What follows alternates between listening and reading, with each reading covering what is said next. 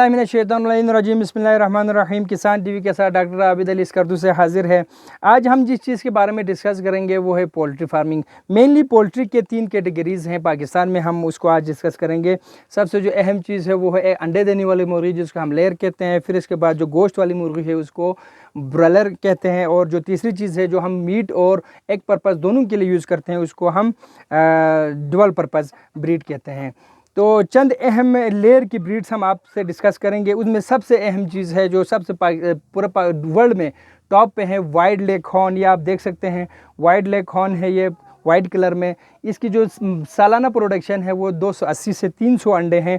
इसके बाद जो है RIR रोड आइलैंड रेड के नाम से ये ब्राउन कलर की मुर्गी है, ये सालाना 250 से 300 अंडे देती है। फिर इसके बाद है गोल्डन सेक्स लिंक, इसके बाद ब्लैक सेक्सलिंग, ये दोनों ब्रीड जो है 250 से 300 अंडे देती हैं। फिर इसके बाद जो है ऑस्ट्रोलाब जो कि ब्लैक कलर में है, ब्लैक ऑस्ट्रोलाब, ये 250 से 300 अंडे सालाना देती हैं। इसके बाद जो डुअल पर्पज़ ब्रीड हैं उसमें जो मीट पर्पज़ के लिए हम इस्तेमाल करते हैं और एग पर्पज़ दोनों के लिए हम इस्तेमाल करते हैं वो है RIR, पॉलीमॉथ और जो है ऑर्पिंगटन ब्रीड है। इस बात जो हम ब्रॉयलर के लिए यूज़ करते हैं जो गोश्त वाली मुर्गी है उसमें जो है कॉर्निश है, फिर इसके बाद पॉलीमॉथ है और इसके बाद जो है न्यू हैम्पशायर हैं।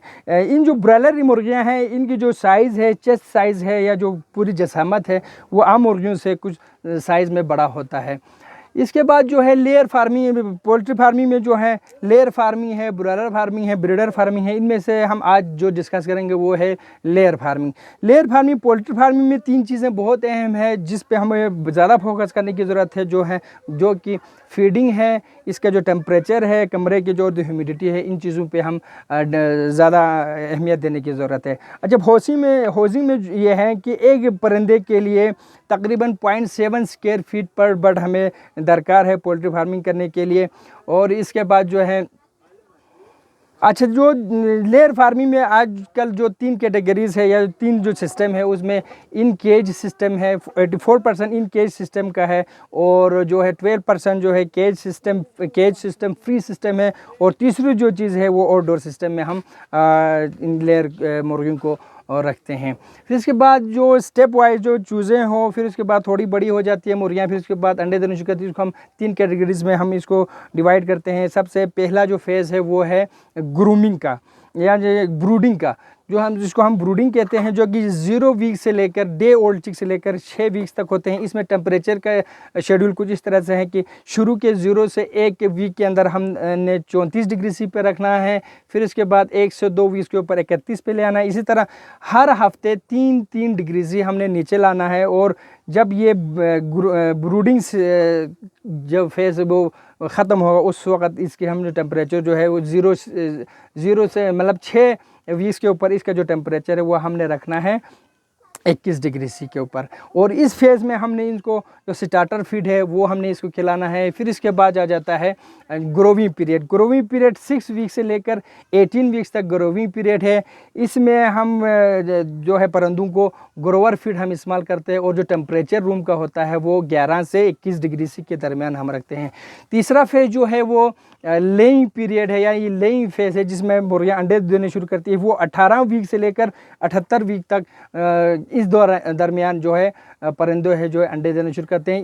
इसमें हमें इनकी फीडिंग का बहुत ख़ास ख्याल रखना है। फीडिंग में हमने इसको जो लेइंग फीड जो है या जो मखसूस अंडे देने वाली फीड है वो हमने इसको खिलाना है। और इनका जो रूम का जो टेम्परेचर है वो 11 से 26 डिग्री सी के ऊपर रखना है, तो ये प्रोडक्शन ज़्यादा देंगे। और फीड में हमने अमाइनो एसिड्स वगैरह, विटामिन सी वगैरह, मल्टीविटामिन वगैरह हमने इनको खिलाना है। और जो पानी का इस तरह से है, पानी आप सर्द मौसम में आप इसको थोड़ा सा नीम गर्म या गर्म पानी इनको पिलाना है। और जो गर्मी के मौसम है उसमें हमने इनको ठंडा और फ्रेश पानी इनको पिलाना है। इसके बाद इनमें जो अहम चीज़ है, इनको जब एक परिंदे को बीमारी लग जाए तो फ़ौरन से सब लपेट में आ जाती है। इसके लिए वैक्सीनेशन फार्म्स के ऊपर बहुत ज़रूरी है। सबसे अहम बीमारियां जिनके ख़िलाफ़ हमने वैक्सीनेशन करनी है वो ND है, IBD जिसको गम्बोरो भी कहते हैं।